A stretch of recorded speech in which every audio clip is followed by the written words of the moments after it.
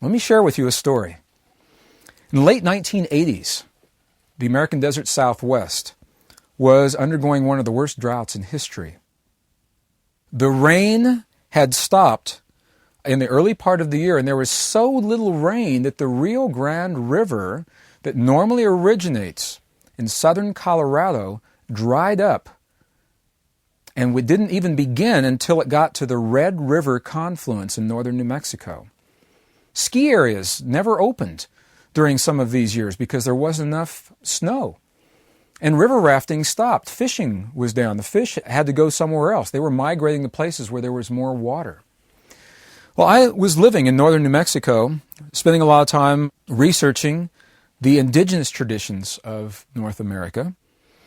And a friend of mine met me for lunch, and we were having this conversation of a relationship between prayer and weather patterns. And in his traditions, the way he was raised, the way he was brought up, is that human emotion plays a large role in what happens with the weather in any particular geographic location. From his perspective, we were going through a cleansing, a purification. Some called a tribulation at that time. It was a purification. And I said, are you suggesting to me then that through a change in emotion, it would have any effect on weather patterns whatsoever? And he said, you bet. Would you like to see? And that led us to a discussion and eventually to a little drive up into a valley in the midst of two mountain ranges. And we walked what to me seemed like aimlessly. He obviously knew precisely where he was going. Through the sage and through the brush, through the Temesa. And we came upon a stone formation. It was an old medicine wheel that he said had been in this field for many generations. He says, we're not even sure who built it. It's always been here. Our ancestors placed it here. And I said, well, why are we here today? And he said, I'll use this medicine wheel as a focus. And it didn't have to have it. It's kind of like a tarot deck. It simply provides a focus for an inner knowing. And today, he said, the focus will be on rain in this part of the world. And I had an expectation. When I heard him say this, I expected I was going to see a dance, a ritual, maybe some sage burning, some incense or something like that. And I stood back and I prepared to watch, and I was unprepared for what I saw because not much happened.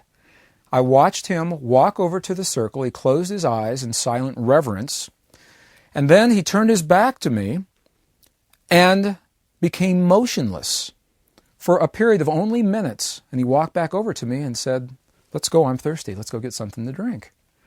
And I said, well, I thought we were going to do this prayer for rain. He said, well, I just did. And I said, that's not what I was expecting. And he said, well, what were you expecting? And I shared with him, and he laughed at me. And he said, first of all, let me explain something. He said, the moment you pray for rain, you have just promised it will never happen. And I thought about his words. With a little model, this eloquent little model that we just finished, now think about it. If we're praying for rain, and the prayer is a thought, feeling, and emotion, what is the thought under praying for rain? The thought is, there isn't any. The emotion, is it fear or is it love? Well, if there is no rain, your crops are dying, your animals are dehydrating, there's no fish in the lakes, good chance you're in fear. So the union of the fear of not having any with the thought there's not enough is the feeling that says we're in lack, and that is the template that would be placed into the world promising there wouldn't be any rain. And he corrected me lovingly. He said, I didn't pray for rain, I prayed rain. And I said, what does that mean? He said, I simply went over to the field a few steps away from you. I took my shoes off. He said, I closed my eyes and I had the feeling of what it feels like to have my feet in the soggy mud of my home and the land outside of my house, to feel that mud ooze through my toes. He said, I felt the smell of rain coming off of the mud walls of our pueblos in the springtime. I felt what it would feel like to walk through waist-high corn this time of the year, as it should be, so that we would have our crops. I smelled those smells. I felt the feelings, and I knew in that moment that I had just created that, and that became my prayer. Now what he was saying, this is key, it's subtle and it's key.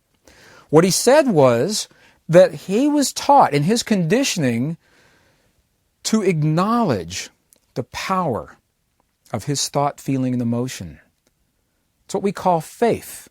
Faith has a very different definition today than it does in those indigenous traditions. Of the many ways that faith may be defined, what we could say is that faith is acknowledging our power as a directive, potent force in the scheme of creation, rather than simply an observer witnessing, that we are part of creation.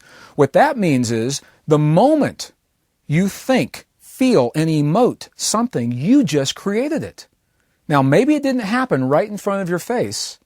Maybe it didn't happen even on the horizon where you can see it, and that's not important, because in your faith, you trust your power and your wisdom and the gift that lives within you, and you know that on some level, somewhere in creation, the seed was planted that will allow that to come to fruition. And now the prayer becomes a prayer of thanks for what you just created, even if you can't see it. And that was what he did. That's why it only took a couple of moments. He had the feelings, the thoughts, and the emotions. He knew that he had created something. Then he gave the prayer of thanks, and he did many times throughout the rest of that day. He gave reverent thanks to the forces of this world, to the creation, for allowing him the gift of creation and allowing what it was that he believed he created. Well, we said goodbye that day and went home that night.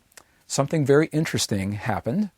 That night, a storm came into northern New Mexico. It was a freak weather pattern where this mass of warm, humid air came up out of the Gulf and touched a cold air mass coming in over the Sangre de Cristo Mountains, and they had more rain than they knew what to do with. And I watched on the weather map. It was amazing. Whether his prayer actually created that effect or not, I cannot say scientifically. What I can say is that story beautifully illustrates the concept, maybe in a more concrete manner, that I'm offering. How many times we prayed for things? Is it possible in praying for them that we have actually participated in the not having of them?